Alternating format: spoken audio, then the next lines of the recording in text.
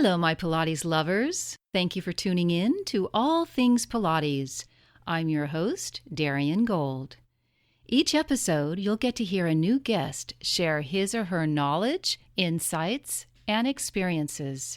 Together, we explore the ongoing evolution of the Pilates method, as well as its connection to other modalities, such as gyrotonic, yoga, podiatry, and chiropractic. I now present to you the many aspects of this beautiful, complex, and life-affirming discipline.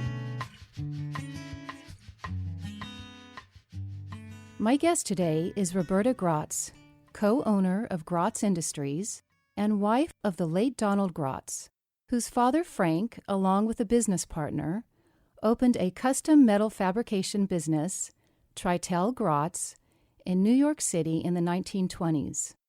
When Mr. Treitel moved on, Frank renamed the business Gratz Industries Incorporated and continued to fabricate sculptures, metal furniture, and produce industrial design prototypes for many of the world's top designers. Frank's younger son, Donald, joined his father after finishing college and a stint in the Army. At one point in the mid-1960s, one aspect of their metal furniture business began to slow down, leaving room for a unique but untested type of business. On a serendipitous afternoon in 1968, Donald, while delivering a metal furniture piece to one of his customers, met Romana Kryzanowska at his customer's home. Romana had needed a manufacturer for her apparatus, as more and more teachers were arriving at her studio, eager to learn Pilates from her and then needing apparatus to work on at home. It was this fortuitous meeting with Romana that opened a new line of business for Gratz Industries, located at that time in Long Island City, Queens. It was the birth of classical Pilates apparatus. A beautiful working relationship developed between the metal fabrication manufacturer and the keeper of the Pilates flame. Donald took Romana's notes, drawings, and existing original Pilates apparatus designed by Mr. Pilates himself, and reverse-engineered the various pieces. Their special connection meant that many teachers learning the Pilates system from Romana were now able to open their own studios, fully equipped with Gratz Industries apparatus. During this new growth period, Donald went on a blind date with a young reporter named Roberta Brandes. Roberta began her journalistic career as a copy girl in 1963. She quickly rose up to become a reporter for the New York Post in 1965, where she spent the next 15 years. Roberta would go on to author 5 books and write various articles which appeared in the Wall Street Journal, New York Times, Nation, and Daily News.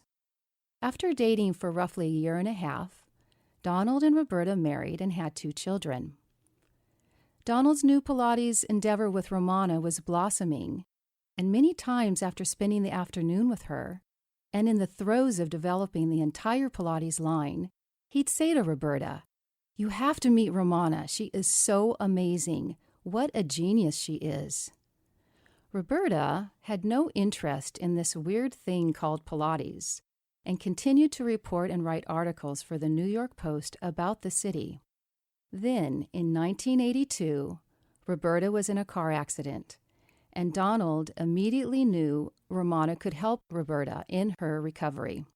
Reluctantly, she went to meet with Romana, followed Romana's instructions, got better, and happily has been practicing Pilates ever since. Donald passed away in November 2003.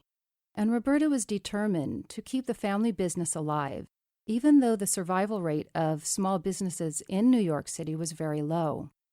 The immense loyalty and support Roberta felt from the Pilates community caused her to feel a great sense of obligation to continue to keep the Pilates business going as well. Calling in from New York to talk about Donald and his contributions to the Pilates community is Roberta Gratz. Hello, Roberta. Welcome to All Things Pilates. Hi there. Good to be with you. Roberta, on that fortuitous day, when Donald delivered a metal furniture piece to a customer and he met Romana for the first time, do you remember him sharing anything about this accidental meeting? And can you speak more about that relationship between Donald and Romana as they continue to work together? Well, I just remember primarily him telling me what a great person she was and how sweet and smart. And I hadn't heard that from him about many customers. Often, if anything, he complained to me about his customers, especially because a lot of them were decorators. And even though my mother was a decorator, he didn't have much love for decorators. So, at any rate, he just adored Romana. And when they first made the apparatus for the department store, Henry Bendel, Donald told me that he was doing this. I didn't understand what Pilates was. I really didn't care. I only cared that he was doing it for the department store, which Bendel's was a very fancy department store. And I said, why don't you get paid in clothes for me? Well, that didn't happen, and I really didn't get interested in it at that time. But at one point, when he was making the apparatus for Romana, and Romana had her studio, he insisted that I go with him one day. We were on our way somewhere, just so I could meet Romana and see the studio. And I met her. She was absolutely charming. I saw all these strange-looking bodies exercising on this equipment that I had no knowledge of. And that was it until I had my car accident. And when Donald suggested that I go to Romana, I said, well, why should I? You don't. Romana could never get him on a machine. As much as he adored her, he just wouldn't do it. So I went anyway, and I haven't stopped going to one studio or another in New York. My instructor now is Nancy Jean McNamara in Cynthia Shipley's new studio. And then I go to New Orleans for the winter, and I work with Larry Gibbous. And I'm very lucky, two terrific instructors on good equipment. On the best equipment. On the best equipment, so I'm told.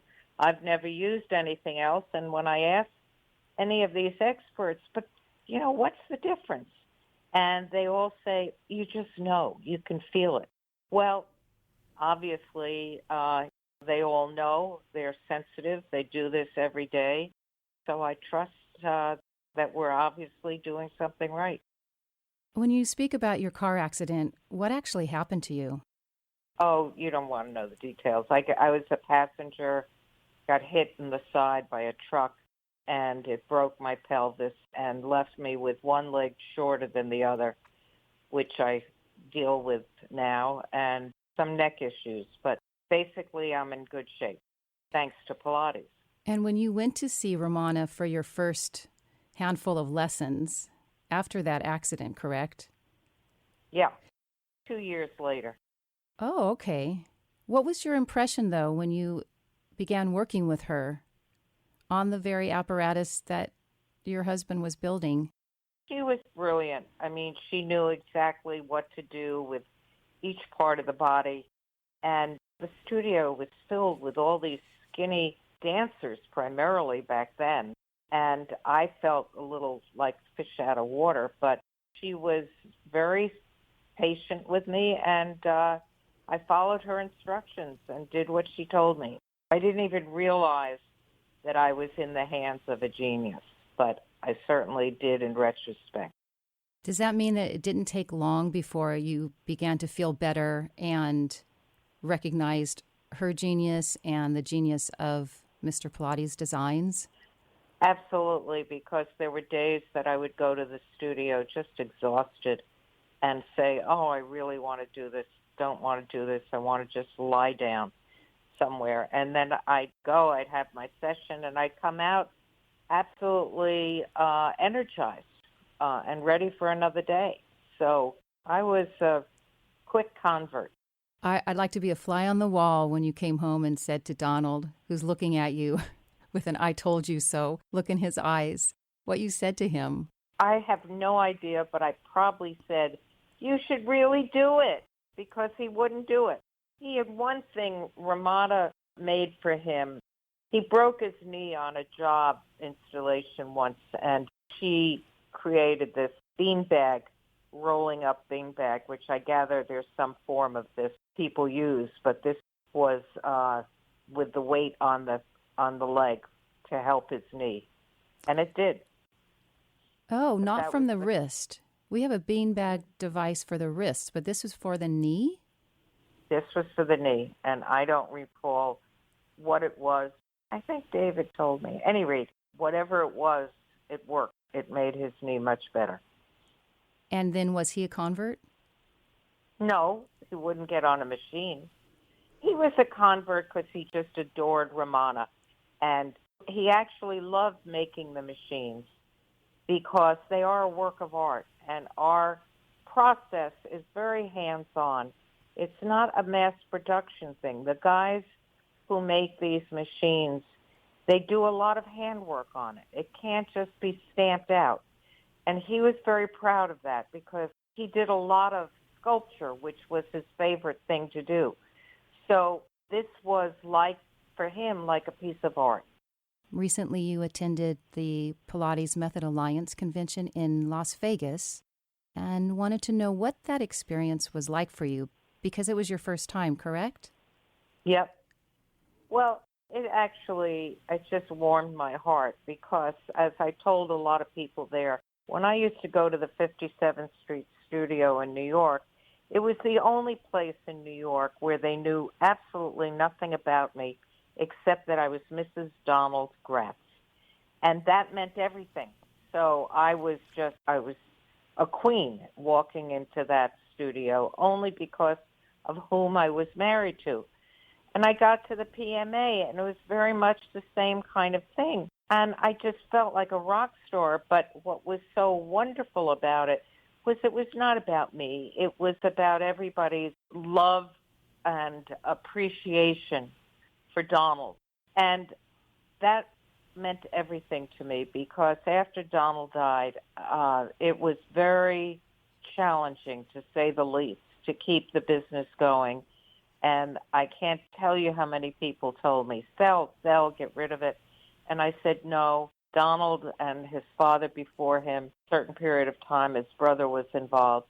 And they built up this extraordinary business. And there's a real history here of 20th century industrial and sculptural design. And I wasn't going to let it just go out the window. So it's been a hard path, but it's been successful. And I just felt the warmth and gratitude of everybody. And that made the whole 15 years worthwhile. So it was a really worthwhile experience. All facets of Gratz Industries are still active and viable? Well, our Pilates, 90-something% of our business these days. Wow. We don't do any of the sculpture anymore. That was Donald's special thing, working with the artists. And he never made money on those. And after he was gone, I said to the shop, we're not doing that anymore. We're not in the business of losing money on things like that. That was Donald's prerogative. We do still do some furniture, and we're hopefully going to expand some of the furniture again. But basically, the main part of our business now is Pilates. In your opinion, do you think Pilates, in particular classical, will remain as popular as it is now? Well, I think even more so.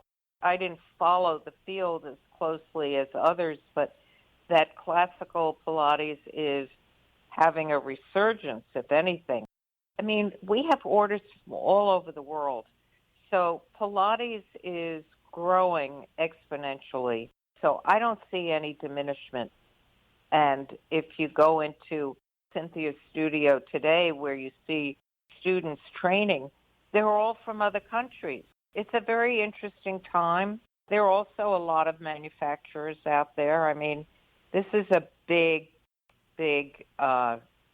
industry. industry, and there's room for a lot of people. I don't see it shrinking, and I keep hearing of more people in it.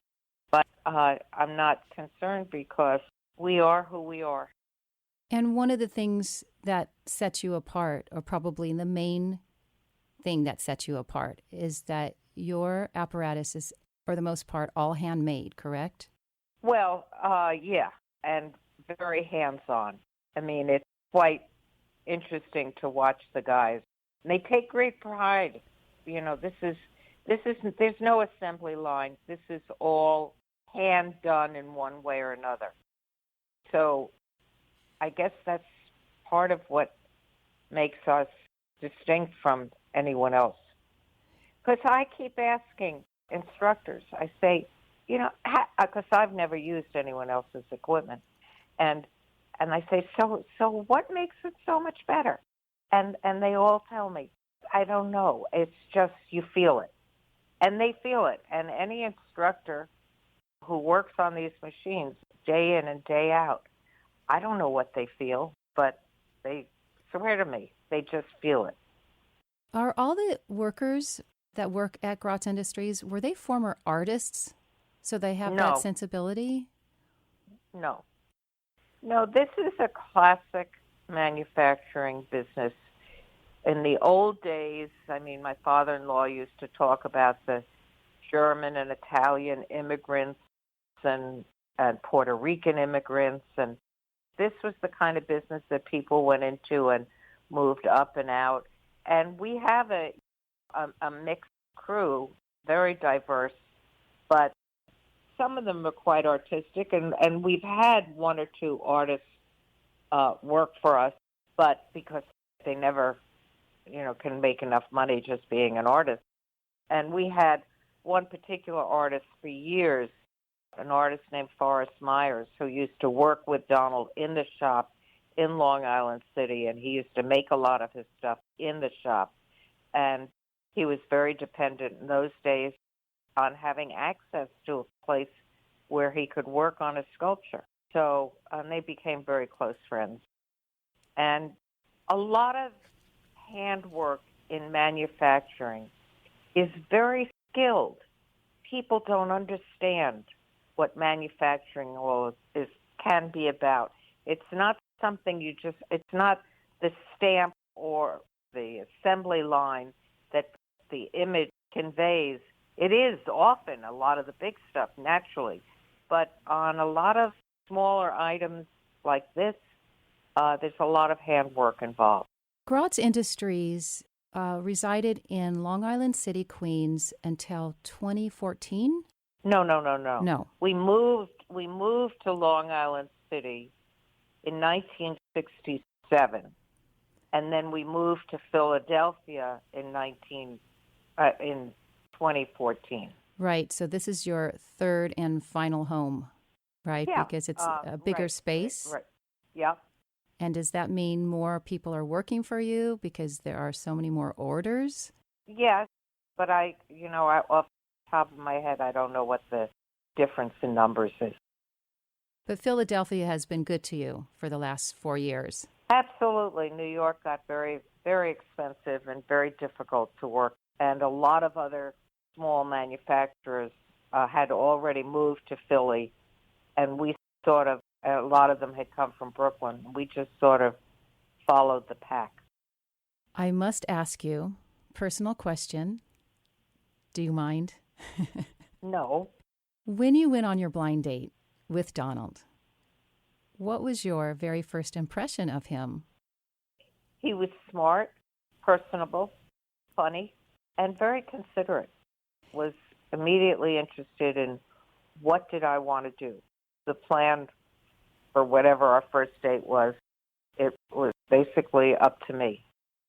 Do you remember what you did? Well, I can't remember whether it was our first or maybe our second date. He asked me what we wanted to do, and I had seen in the newspaper that Ella Fitzgerald was singing at the Carlisle. And I had never gone out with anyone who was so generous as to take me to something as wonderful as Ella Fitzgerald. And I suggested that, and it turned out that Ella Fitzgerald was his absolute favorite singer. He was very into jazz, and I had no idea. So that kind of sealed something for both of us. His thoughtfulness to me, my interest in Ella Fitzgerald did it for him. And it was, I guess, something that just built as we went along. And I have to tell you a funny story, because years and years later, when I suggested to one of our daughters that somebody wanted to fix her up on a blind date, she said, "Oh, I'd never do that." And I said, "Well, it's a good thing I did. Otherwise, you would never be here." My daughters just were disdainful of the idea of a blind date. In my day, it was something you really wanted, because I was not the hanging out in a bar kind of person, or it was not easy to meet people. And it still isn't. Right. How long were you married? Just short of 40 years. Wow. And of course, your family approved of Donald very early on, correct? Well, no parent totally approves of their daughter's husband-to-be. They were a little skeptical. My father was very interested in Donald, because my father was a dry cleaner, and he related to somebody who was in manufacturing, as opposed to if it had been someone who was a big shot lawyer or whatever. So they had a lot to talk about, because my father was also very handy and making things. And of course, with my mother was a decorator. So they had things to talk about.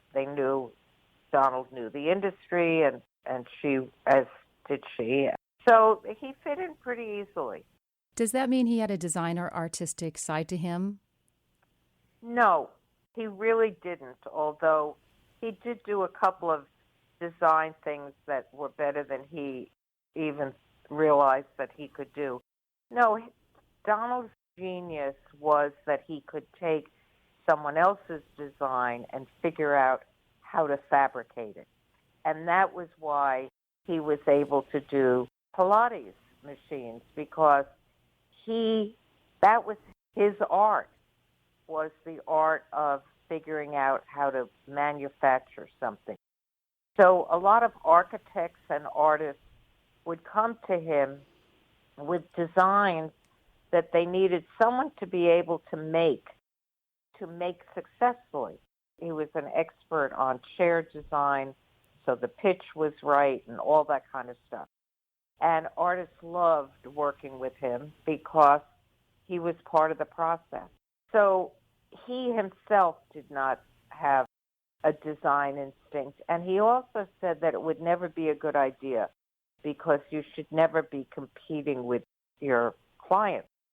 And he felt that if he were an artist, his clients would feel competitive. But they relied on him to make their artistry work. Roberta, if anyone wants to learn more about Gratz Industries, your website is? Gratz-Pilates. And is there one particular person, if someone wanted to call, to ask for? First, look at the website, and the website will steer them if to understand questions or orders or any questions. There will be contact info places on the website. Okay, perfect. Thank you so much for your time today, Roberta. It went fast, didn't it? It certainly did, and I enjoyed every minute. Thank you, Roberta. Thank you. Thank you. Yes, take care. Boy, things happen so fast around here. For more information about traditional Pilates or suggestions about this show, of course, you can go to DarianGold.com. And until then, please take some time for yourself. And when you do, lift your head, lift your spine, because you know they will lift your spirit. Have a great week, everybody.